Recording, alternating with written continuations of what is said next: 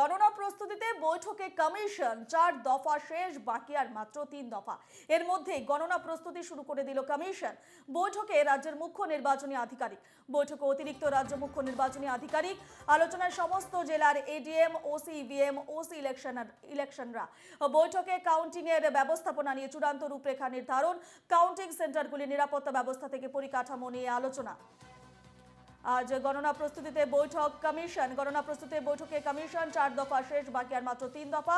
এর মধ্যেই গণনা প্রস্তুতি শুরু করে দিল কমিশন। এ নিয়ে আমরা বিস্তারিত জানবো। ফোন লাইনে রয়েছেন আমাদের প্রতিনিধি সুদীপ্ত চট্টোপাধ্যায়। সুদীপ্ত, গণনা প্রস্তুতিতে আজ বৈঠক কমিশনের, কি কি আলোচনা হতে পারে এই বৈঠকে? সুদীপ্ত। লোকসভা ভোট গণনা এবং সেই গণনার প্রস্তুতি নিয়ে আজ থেকে তৎপর হয়ে পড়ল নির্বাচন কমিশন এবং নির্বাচন কমিশনের গাইডলাইন মেনে কিভাবে জেলায় জেলায় এই গণনা প্রস্তুতি করা হবে, গণনা কেন্দ্রগুলোতে কিভাবে নিরাপত্তা বলয় মোতায়েন থাকবে এবং কি কি পদ্ধতি অবলম্বন করে এই গণনা করা হবে তা নিয়েই এই প্রশিক্ষণশালা বলা যেতে পারে, একটা কর্মশালার আয়োজন করেছে রাজ্য স্থানীয় দপ্তর।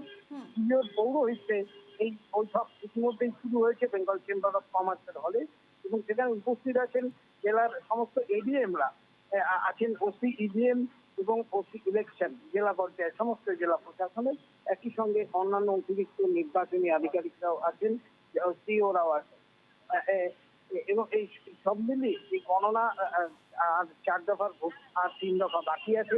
অর্ধেক সময় পেরিয়ে এসছে ভোটের, ভোটের কাজ অর্ধেক ভোট হয়ে গিয়েছে।